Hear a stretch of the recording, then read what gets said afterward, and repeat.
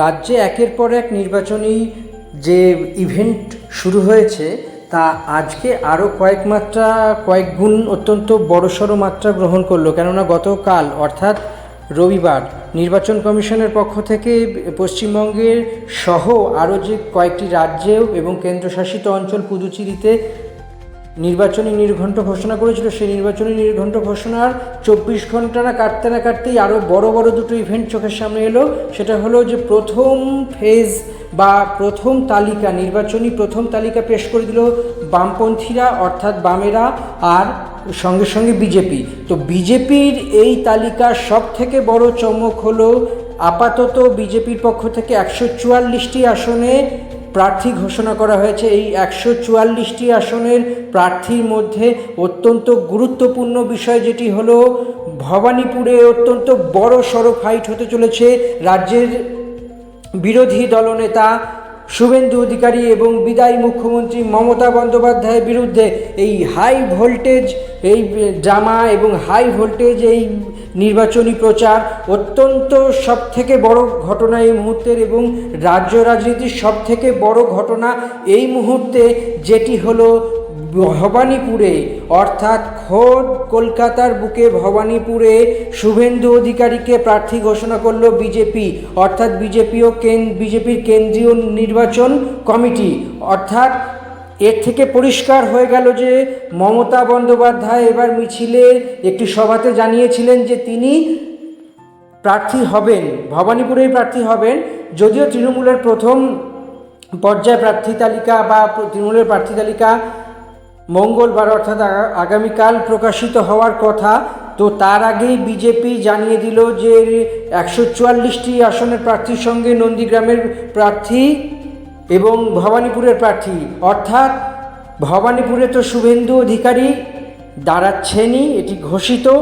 একই সঙ্গে মনে প্রশ্ন জাগছে তাহলে নন্দীগ্রাম থেকে কে প্রার্থী হচ্ছে। অন্তত নন্দীগ্রাম থেকে শুভেন্দু অধিকারী এর আগেও জিতেছিলেন, তৃণমূলে সময় থাকাকালীন তিনি নন্দীগ্রামে জিতেছিলেন। গত বিধানসভা ভোট অর্থাৎ 2021-এও তিনি নন্দীগ্রাম থেকে 2000-এরও কম ভোটে জিতেছিলেন।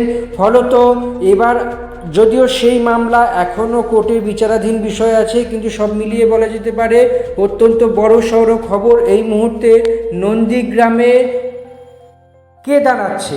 নন্দীগ্রামে আর কেউ না, বিজেপি যে ঘোষণা করেছে প্রার্থী তালিকা, এই প্রার্থী তালিকা ঘোষণার মধ্যে অন্যতম বড়সড় চমক হলো নন্দীগ্রাম থেকে দাঁড়াচ্ছেন শুভেন্দু অধিকারী অর্থাৎ ভবানীপুর। এই ভবানীপুর কেন্দ্রের শুভেন্দু অধিকারী যেমন মমতার বিরুদ্ধে প্রতিনিধিত্ব করবেন, তেমন নন্দীগ্রামে মমতা বন্দ্যোপাধ্যায় এবার দাঁড়াচ্ছেন না, নন্দীগ্রামের শুভেন্দু অধিকারীর বিরুদ্ধে তৃণমূল কাকে প্রার্থী করে সেইটি হলো সবথেকে বড় বিষয়।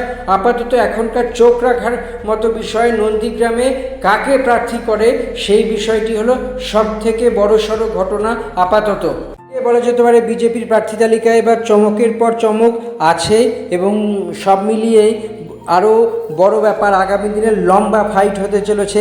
বিজেপির এই প্রার্থী তালিকা অত্যন্ত গুরুত্বপূর্ণ হতে চলেছে, কেননা রাজ্য রাজনীতির এই মুহূর্তে অফিসিয়াল বিরোধী দল হলো বিজেপি এবং বিরোধী দলনেতা শুভেন্দু অধিকারী। সবথেকে বড় কথা যে গত বছর নন্দীগ্রামে মমতা শুভেন্দু দ্বৈরথ দেখেছিলেন রাজ্যবাসী, এবার সেই দ্বৈরথ ফের হতে চলেছে ভবানীপুরে। মমতা বন্দ্যোপাধ্যায়ের বিরুদ্ধে প্রার্থী হলেন শুভেন্দু অধিকারী। এর ফলে আরও একটি ব্যাপার পরিষ্কার হলো যে বারে ভোটের আগে শুভেন্দু অধিকারী, যে আমাদের ভিডিওতে আগেই দেখিয়েছিলাম, ভোটের আগে বারে শুভেন্দু অধিকারী আসছিলেন ভবানীপুরে এবং দোলের দিনও তিনি ভবানীপুরে এসেছিলেন, এবং ভবানীপুরে আসার পর কি হতে চলেছে, এই সিটটার কি ঘটনা ঘটতে চলেছে, সেটি হল সবথেকে গুরুত্বপূর্ণ বিষয় হয়ে দাঁড়িয়েছিল।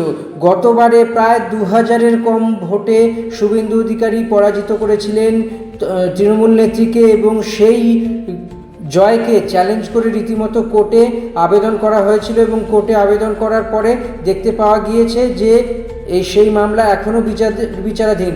সব মিলিয়ে বলা যেতে পারে যে নন্দীগ্রামের গত বছর যে মেগা ফাইট দেখেছিলেন রাজ্যবাসী, এবার সেই মেগা ফাইট আবার দেখতে চলেছেন।